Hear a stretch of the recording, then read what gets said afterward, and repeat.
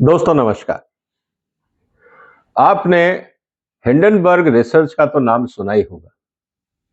अगर याद नहीं आ रहा तो आप अडानी का वो एपिसोड ध्यान रखिए कि जब थोड़े ही दिनों में अडानी का करीब $100 बिलियन स्टॉक मार्केट कैपिटलाइजेशन खत्म हो गया था।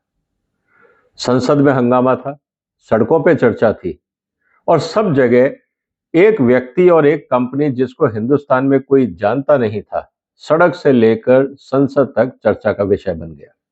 और भारत की एक सबसे बड़ी कंपनी ने करीब $120 बिलियन का नुकसान उठाया स्टॉक मार्केट में।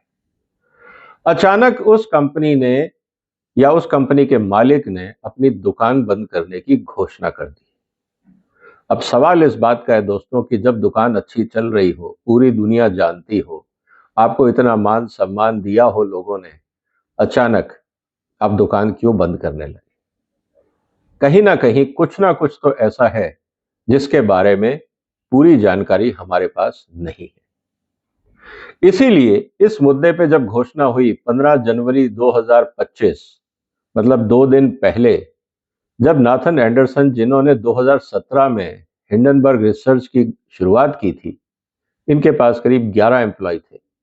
इन्होंने जब ये घोषणा करी कि हम अपना बिजनेस बंद कर रहे हैं, अपनी रिसर्च कंपनी बंद कर रहे हैं, तो हर तरह के कयास ये लगाए जा रहे थे कि अडानी का प्रेशर था, भारत सरकार का प्रेशर था, वगैरह वगैरह। लेकिन जब तक हम अंदर की बात नहीं जानते, तब तक शायद हम पूरी स्थिति को समझ नहीं पाएंगे। इसीलिए अंतर्राष्ट्रीय मीडिया से, बाकी जगह से, दुनिया भर के जो आर्टिकल्स आए, इवन जो नाथन एंडरसन ने एक पूरी लेटर लिखा है, करीब 3 पेज की चिट्ठी है, वो मैंने डाउनलोड करके पूरी पढ़ी है और मैं आज आपके सामने ये एनालिसिस कर रहा हूं कि आफ्टर ऑल ऐसा करना क्यों पड़ा। इसलिए इस वीडियो को अंत तक देखिएगा, इसको शेयर करिएगा, क्योंकि इसमें सिर्फ इस कंपनी के बारे में नहीं, स्टॉक मार्केट में कैसे मैनिपुलेशन हो सकते हैं और आपको एज ए इन्वेस्टर क्यों सतर्क रहना चाहिए, इसके बारे में भी मैं आपको जानकारी दूंगा। तो इसके कई पर्पस हैं आज के वीडियो के, इसलिए निवेदन है कि आप इस चैनल को सब्सक्राइब करें, इस वीडियो को शेयर करें और लाइक भी करें। शुरुआत करते हैं दोस्तों सबसे पहले कि आफ्टर ऑल स्टॉक मार्केट में पैसा कैसे कमाया जाता है या किसी भी व्यापार में पैसा कैसे कमाया जाता है। कॉमन सेंस है कि आप सस्ते में खरीदेंगे, महंगे में बेचेंगे। अब जब यह स्थिति होती है तो आप मुनाफा कमाएंगे। लेकिन स्टॉक मार्केट में एक चीज और इंटरेस्टिंग है जो शायद फिजिकल मार्केट में नहीं होती है। वहां पे आप महंगे में बेच के सस्ते में अगर खरीद भी लेते हैं और अगर आपको ऐसा मौका मिलता है तो भी आप पैसा कमा सकते हैं। यह बात आपको समझनी होगी। लेकिन यह खेल होता कैसे है, जिसको आपने अक्सर सुना होगा मीडिया में, अखबारों में, कि शॉर्ट सेलिंग। अब ये शॉर्ट सेलिंग क्या होता है, इसको जो लोग नहीं समझते हैं उनके लिए मैं संक्षेप में बता देता हूं। मान लीजिए आपके पास एक कंपनी के शेयर नहीं है, लेकिन आपको लगता है ये कंपनी बहुत महंगी है। Take example of Adani. जिस समय हाइडेनबर्ग की रिपोर्ट आई थी, उस समय जो अडानी के शेयर्स थे वो बहुत ज्यादा प्रीमियम पे स्टॉक मार्केट में बिक रहे थे। अब ये ऐसा था कि हर आदमी को लग रहा था कि ये अडानी की कंपनियां बहुत आगे जाएंगी, तो स्टॉक मार्केट में लोगों ने खूब पैसा लगाया अडानी की कंपनियों में। जब उस तरह का एक माहौल बन जाता है और तुरंत अगर आप उस माहौल को पंचर कर देते हो, तो जो लोग घबरा जाते हैं, छोटे निवेशक हैं या जो जिनको डिटेल अंडरस्टैंडिंग बिजनेसेस की नहीं होती है, जो स्पेकुलेटर्स होते हैं, वो तुरंत वहां से भागने लगते हैं। तो हुआ क्या? मान लीजिए कि अडानी का शेयर ₹1000 था। हालांकि उस पर काफी ज्यादा शेयर था, अडानी का शेयर 3000 4000 तक भी गए थे। मैं सिंप्लीफाई कर रहा हूं कि मान लीजिए अडानी का शेयर ₹1000 था। आपको लगता है ₹1000 बहुत महंगा है, शेयर की कीमत तो 400-500 होनी चाहिए थी और वो फेयर प्राइस थी। मान लीजिए कि आपके पास शेयर नहीं है, तो आप क्या करेंगे? किसी हेज फंड से या किसी और से कहेंगे आप मुझे थोड़े से शेयर एलोकेट कर दो, जिसको स्टॉक मार्केट में बोला जाता है borrowing of funds, borrowing of shares. आपने वो शेयर लिए। अब इसमें एक आदमी का खेल नहीं होता, कई लोगों का खेल होता है। आपके पास शेयर नहीं थे, आपने बोरो किए, आपने उस शेयर को ऊंचे दामों में बेच दिया। मान लीजिए आपने 1000 शेयर लिए और 1000 शेयर बेच दिए ₹1000 की दर से, तो आपको मिल गए ₹10 लाख। जैसे ही आपने वो शेयर बेचे, अब आप क्या करेंगे? आपने हाइडेनबर्ग ने क्या किया कि वो जो रिसर्च रिपोर्ट थी कि अडानी में सब फ्रॉड है, मैनिपुलेशन है, वगैरह वगैरह वगैरह, इसमें ब्लैक मनी लगा हुआ, जो भी है, उन्होंने इस तरह से माहौल क्रिएट किया कि बाजार में हड़कंप मच गया कि इतने ज्यादा जो अडानी के शेयर इन्फ्लेटेड हैं, इसके पीछे निश्चित रूप से कुछ तो गड़बड़ लग रही है। और उस पैनिक में आके बाजार में लोगों ने धड़ल्ले से शेयर बेचना शुरू किया। जब धड़ल्ले से शेयर बेचना शुरू किया तो 1,000 रुपए का शेयर मान लीजिए आ गया 500 रुपए। अब वो 500 रुपए में आपने वापस वो 1,000 शेयर खरीद लिए और जिस कंपनी से आपने बोरो किए थे उसको आपने वापस 1,000 शेयर दे दिए। अब देखिए दोस्तों, ये खेल क्या था। आपने 1,000 में पहले बेचे तो 10 लाख कमाए, फिर आपने वही 1,000 शेयर 500 में खरीदे 5 लाख में, तो आपका मुनाफा कितना हुआ? बेच के 10 लाख कमाए और खरीदने में लगे 5 लाख, तो 5 लाख रुपए का नकद मुनाफा हाइडेनबर्ग रिसर्च को हुआ या उसके मालिक को हुआ। इसको बोलते हैं शॉर्ट सेलिंग। शॉर्ट सेलिंग मतलब आपके पास शेयर नहीं है लेकिन आपने बेच दिए, खरीदने से पहले बेचने को शॉर्ट सेलिंग बोलते हैं। आपको ये कहानी समझ में आई होगी। हाइडेनबर्ग रिसर्च का काम यही था कि पूरी दुनिया में अलग अलग स्टॉक मार्केट में ऐसे शेयर ढूंढो जिनके प्राइस इन्फ्लेटेड है, कारण कुछ भी हो सकता है, और जिसको पंचर करना आसान हो, क्योंकि पॉलिटिकल इश्यूज होते हैं, मार्केट के इश्यूज होते हैं, करेंसी होती है, टेक्नोलॉजी होती है, मर्जर एक्विजिशन होते हैं, बहुत कारण है जिसके कारण शेयर मार्केट में, जिसको हम कहते हैं कि एक फ्रॉथ क्रिएट हो जाता है, या बहुत सारे ऐसे शेयर हैं जो बहुत ज्यादा प्रीमियम पे बिकने लगते हैं। कई कारण हो सकते हैं। हाइडेनबर्ग रिसर्च ऐसी कंपनियों को ढूंढता है और फिर उस पे वो इन्वेस्टिगेटिव रिपोर्ट बनाते हैं।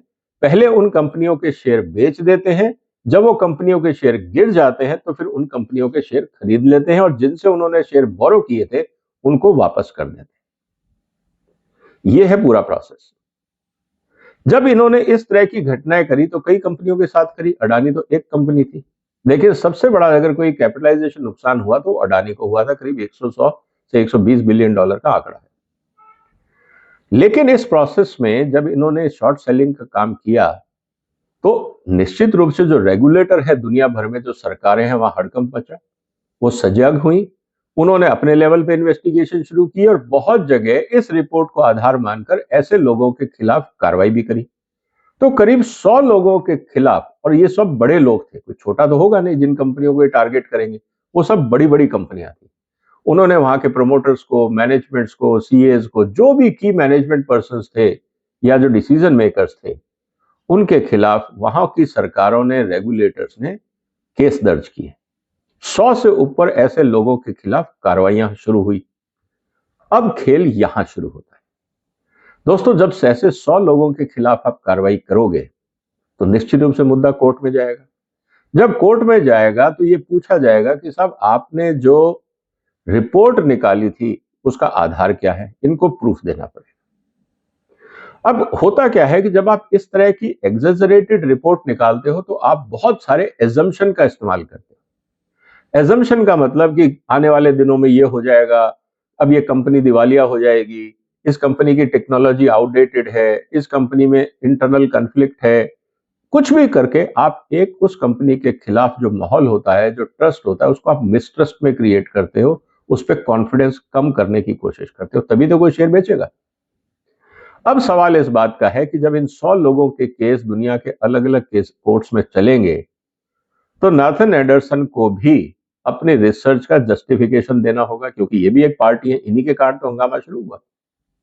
जब इनको ये जस्टिफिकेशन देना पड़ेगा तो हो सकता है कि इन्होंने अगर किसी कंपनी के बारे में 10-15 कहानियां बनाई होंगी, अगर उसमें एक दो कहानी भी गलत हो गई या उनके एजम्पशंस गलत प्रूव कर दिए गए कोर्ट में, तो ये माना जाएगा कि नाथन एंडरसन ने जानबूझ के फिक्टिशियस फैब्रिकेटेड रिपोर्ट करी और मार्केट का मैनिपुलेशन किया अपने फायदे के लिए, क्योंकि ये सिर्फ रिसर्चर नहीं है, ये ट्रेडर भी हैं, ये शॉर्ट सेलर भी हैं।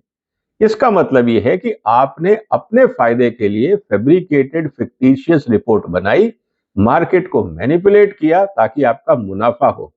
स्टॉक मार्केट के कानूनों के हिसाब से ये गलत है, ये गैर कानूनी।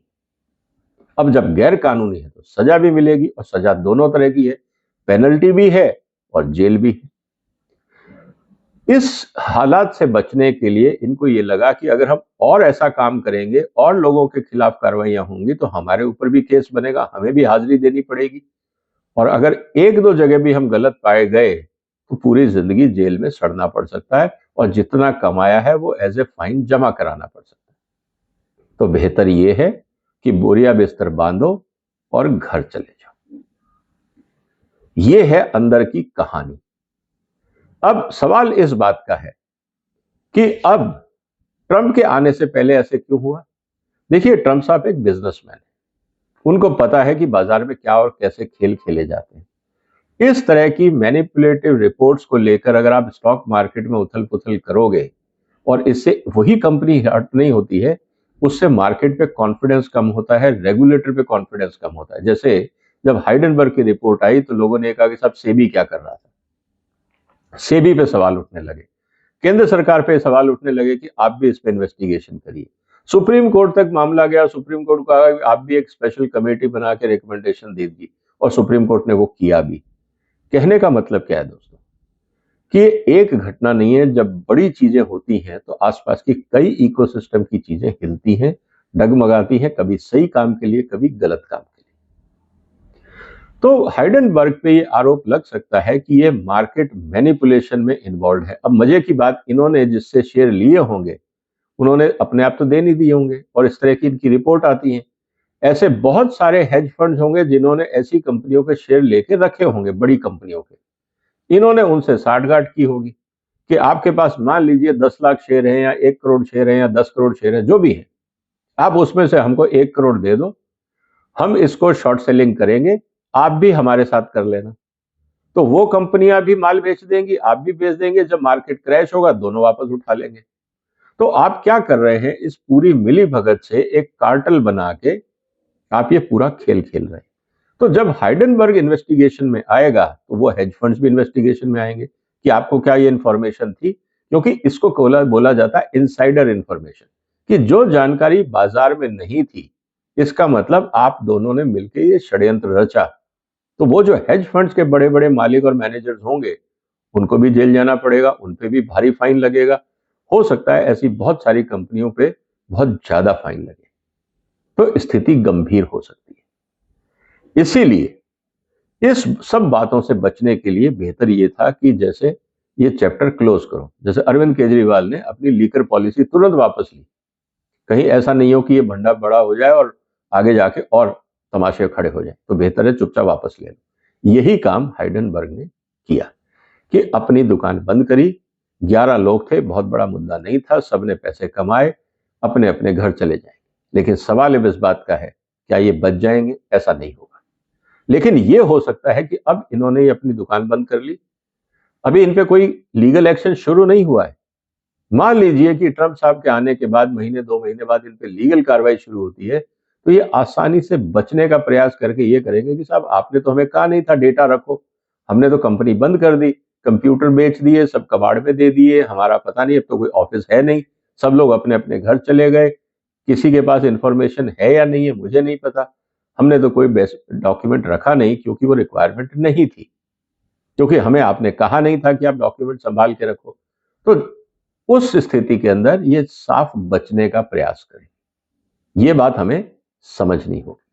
तो इसीलिए इन्होंने प्रीएम्प्ट किया, ट्रंप के आने से पहले दुकान बंद करी, ताकि जो भी गोलमाल हुआ है वो सारे कागज और कंप्यूटर्स और लैपटॉप्स और पेन ड्राइव सब डिस्पोज ऑफ कर दी जाए, ताकि कोई एविडेंस बचे नहीं।